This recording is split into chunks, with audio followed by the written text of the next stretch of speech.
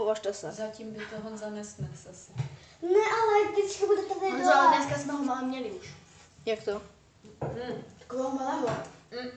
Jo, Ne. Jo. Ne. a co takového s klípkama? Velkou klípkama. To tomu přijde na chuť. A teprve si uloví druhého, že? Ona čeká na svoji příležitost. Zbarvená jako větev tam ta. Tady to ta větev. On je teď úplně světlo zelený.